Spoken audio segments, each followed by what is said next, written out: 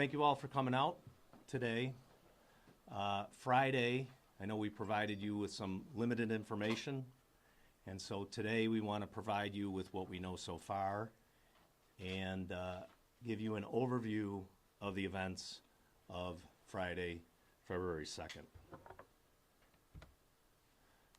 This is the area that we're talking about. This is Willett Road, McKinley Parkway, and the New York State Thruway. And we're going to be talking about 3 crime scenes as we go through the presentation. So the initial incident on Willett Road at 10:39 hours, the Town of Hamburg Police Dispatch receives the initial call from a resident on Willett Road. The call reports that a female has entered his home and is acting irrationally. The caller then reports to dispatch that he is physically fighting to remove her from his house. The caller then reports he managed to physically remove the female and that she is outside banging on his doors and windows, and then he believes she may have entered his shed. She is described as a black or Hispanic female, mid-30s, wearing a blue t-shirt and jeans, and is barefoot. The first officer arrives and is informed by the caller that the female is out of her mind, acting crazy, and possibly on something. The second officer arrives at Willett Road, and the lock on the shed is found to be broken. The officers search the shed, but no one is inside. So they are able to identify some footprints in the snow, and they start to track the female on foot. Now the footprints lead to a backyard where there's a truck. She enters the truck and then leaves and then continues on to where she crosses an approximate 3-foot deep creek and then continues. 2 officers continue to follow the footprints which lead to the other side of the creek, and the third officer checks McKinley Parkway and Willett Road for her. Officers continue to track the footprints, which are now leading to the rear of a blue home on McKinley Parkway. That home is 3043 McKinley Parkway. Officers transmit their location. They inform the patrol lieutenant that the footprints lead to the rear door and that that door is open. The patrol lieutenant directs them to make entry to ensure the well-being of any residents in the home and to attempt to locate that female. Now, before the officers make entry, they loudly and repeatedly announce their presence by yelling, "Town of Hamburg Police, we are entering the house. If you are here, show yourself and make yourself known." Initially, 2 officers enter the house. The third officer is positioned on the opposite exterior side in case someone exits. As officers enter the home, they observe that the floor is wet. The house appears to have been ransacked with items strewn about. Drawers were open. Items were all over the counter and floor. 2 officers proceed downstairs into the basement. Now, the entire interior of the residence is dark and dimly lit. They proceed to search the rest of the house.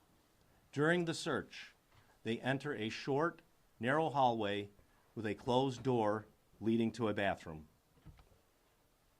1 officer enters the bathroom while the second provides cover.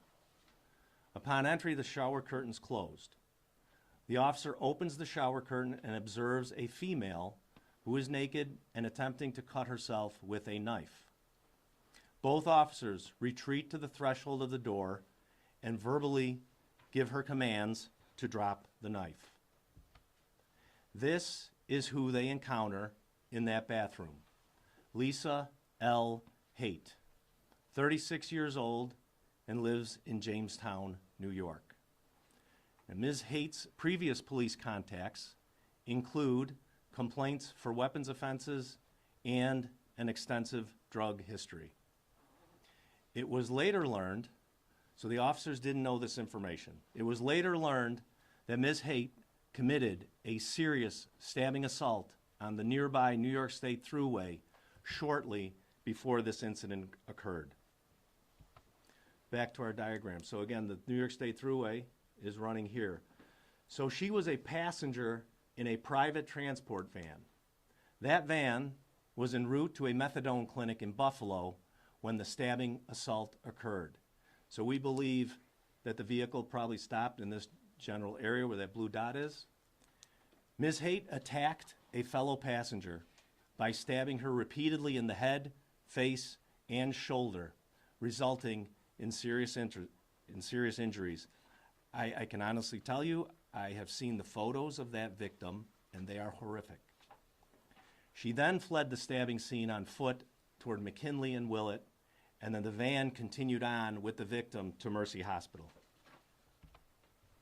So now we're back in the bathroom.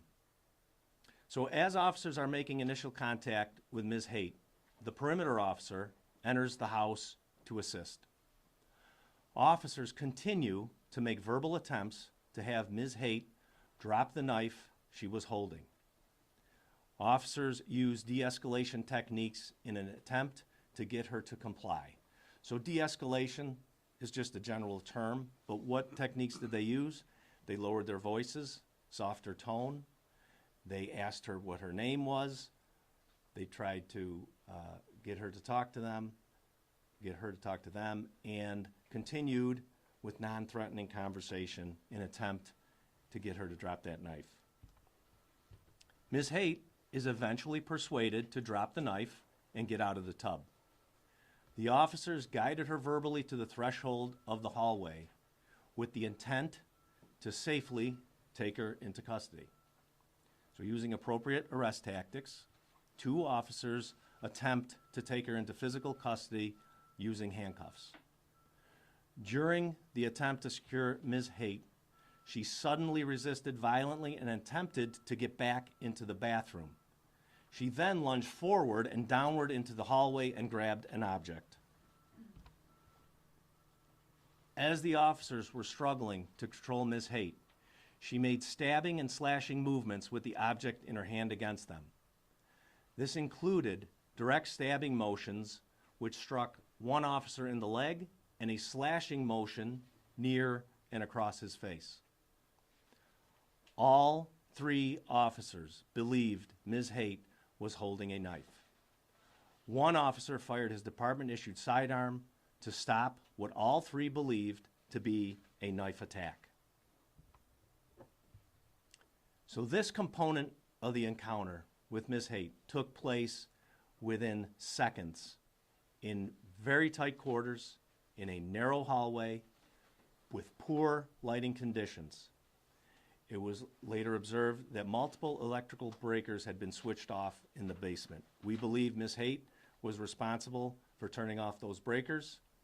In the other crime scene on Willett Road, a breaker box was tampered with on the outside of the residence. We also believe Ms. Haight was responsible for that.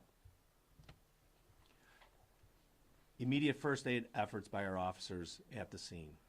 So officers immediately begin administering first aid. One officer immediately used nearby available items in the house to apply direct pressure to control bleeding. Another officer retrieved a trauma medical bag from a police car. We have photos up there. We also have the actual bag here, and in those bags are advanced first aid supplies. Additional first aid. One of the officers who treated Ms. Haight at the scene is an experienced EMS provider. He previously worked as an EMT and had extensive training as a United States Army combat medic. During the course of first aid efforts, a chest seal was applied to Ms. Haight's single chest wound. Before the arrival of the volunteer fire company and EMS responders, CPR was conducted by the officers at the scene. Newton Abbott Volunteer Fire Company arrived on scene and took over advanced EMS care. AMR Ambulance and Woodlawn Volunteer Fire Company also came to the scene and assisted. So here is key evidence. The object held by Ms. Haight when she made the stabbing motion against the officers was secured as evidence and determined to be a pen-like utility light. Now, given the totality of the circumstances and how quickly the situation escalated, all three officers believed that Miss Haight was attempting to cut them with what they believed to be a knife. Think about it, what we said. A stabbing motion, and then she attempts to get up, and then with a slashing motion towards the officer's face.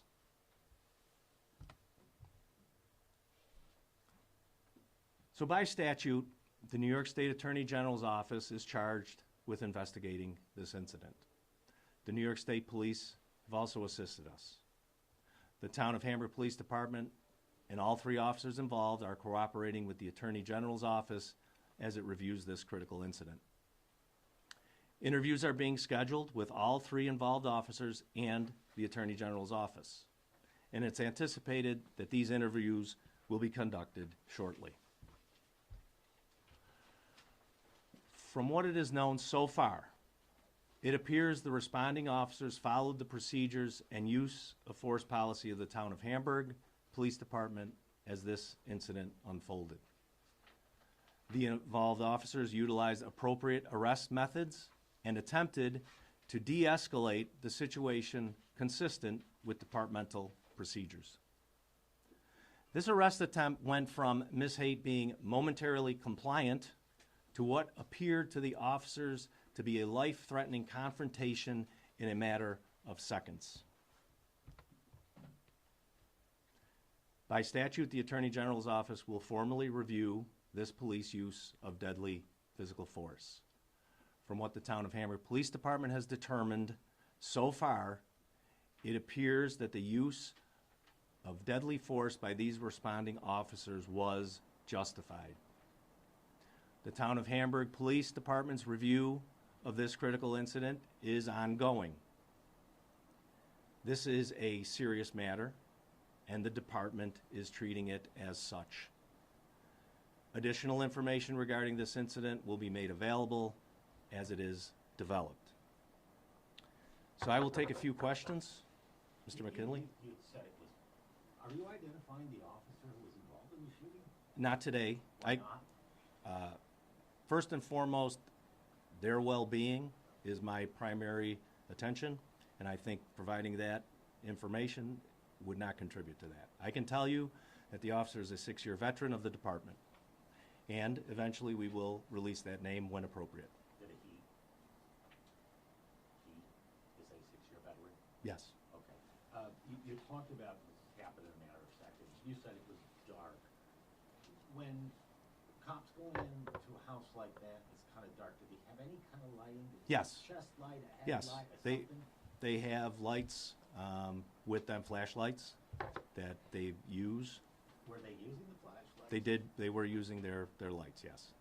But it was still too dark to make out what the heck she was holding? I wasn't there, and I would say yes. Are all three Go ahead. officers on administrative leave?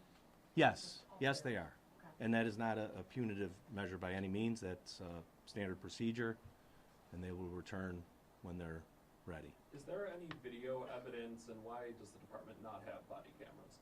Okay, there is no video evidence. We do not have body cameras. There's no private video either. As far as body cameras in the Town of Hamburg Police Department, we have secured a grant for them. The town board allocated money in our 2024 budget for body cameras, so we are in the process of creating a policy, looking at things, how they would work procedurally. There's union issues, but I am confident that in 2024, we will have body cameras. What do you think the issue was with not being able to get body cameras? Is it just funding issue? No, not that it's not an issue, it's just this is how long it is taking us to get the grant and then to have the money in the budget and then to find a vendor and get that all going just takes a little bit of time. When did that process start? At the end of 2023, we were looking at that. So in 2021, you came up with a plan saying that you were going to buy body cameras, still don't have body cameras. How would body cameras help or hurt your situation in this case? case, because, the attorney representing the officer told us last night that the body cameras would help your situation. I would agree with that. I mean, most times, we have to look at body camera, the agencies have to look at body camera footage, whether it's a complaint or an officer-involved shooting. I think, almost 99% of the time, the officer is doing the right thing. Where was Lisa Haight traveling from? Was she traveling from Jamestown? I can only assume that's where she lives, and I would say that that would be a good assumption. How many shots were fired? 3 rounds were fired. We found 3 shell casings. And then she was only shot once? No, once in the chest. The other 2 rounds entered each leg. And that was the same officer's firearm that shot? 1 officer fired, correct. I'll take one more question. Well, do you have any toxicology reports at this time? No, we do not. What would those be to?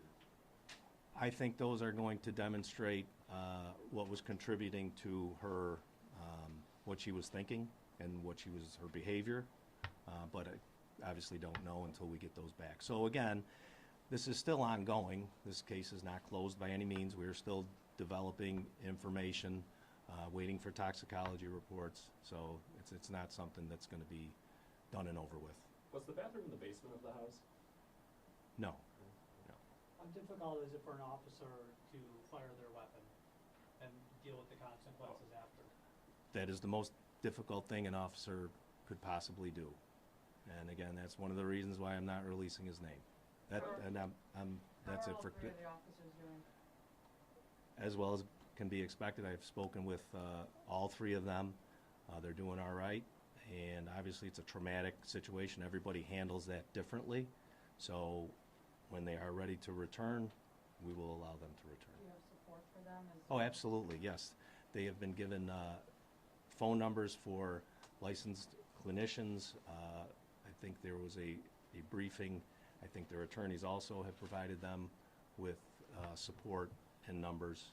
And they've got a lot of support from the men and women of the department, as well as a lot of thoughts, comments, emails from the community, which is greatly appreciated.